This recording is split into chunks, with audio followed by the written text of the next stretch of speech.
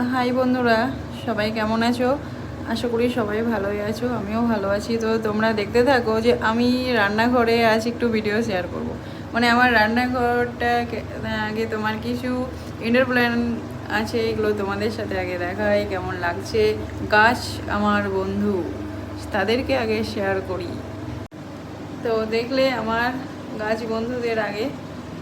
তো এবার আমি ভাবছি আজ কি ভিডিও তোমাদের সাথে দেব, কারণ আমি তো হাউসওয়াইফ, অন্য কিছু ভিডিও তো তোমাদের সাথে দিতেও পারি না, শেয়ারও করতে পারি না। যতটুকু ঘরোয়া ভিডিও হয় ততটুকুই তোমাদের সাথে শেয়ার করার চেষ্টা করি। তো তোমরাও খুব ভালোবাসা দিও এবং লাইক কমেন্ট শেয়ার করো, তো খুব ভালো লাগবে। আর আজ দেখো যে প্রত্যেক দিনকারই রান্নাঘরের কাজ, মেয়েদের রান্না বান্না করা তো সবাইকেই করতে হয়, আমাকেও করতে হয়, কারণ খেতে হয়তো সবার ভীষণই ভালো লাগে। আর রান্না করতে খুব একটু মোটামুটি মনে মনে একটু কষ্টই হয় যে রান্না করতে হচ্ছে, এরকম কিছু।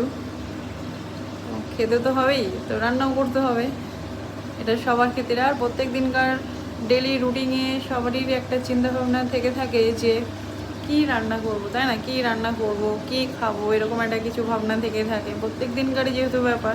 কিন্তু চলো দেখা যাক, বেশি বক বক না করে তোমাদের সাথে আমি একটু আমার রান্নাটা শেয়ার করি। এই দেখো বন্ধুরা, ভাত তো হয়ে গেছে আগে। এই দেখো মূলোর শাক হয়তো অনেকেই খেতে ভালোবাসো, অনেকেই বাসো না, কিন্তু পয়সা দিয়ে যখন মূলোটা কিনে এনেছি, শাকটাই বা কেন ফেলে দেবো, তাই না? ওটাও আমি করে ফেলেছি, সবই খাওয়া যায়। আর এই দেখো পটল ভাজা, পটলকে এইভাবে ভাজিলে আমার খেতে ভীষণ ভালো লাগে। এটা রুটির সঙ্গে বেশি খেতে ভালো লাগে, কিন্তু আমি ভাতের সঙ্গেও খাই।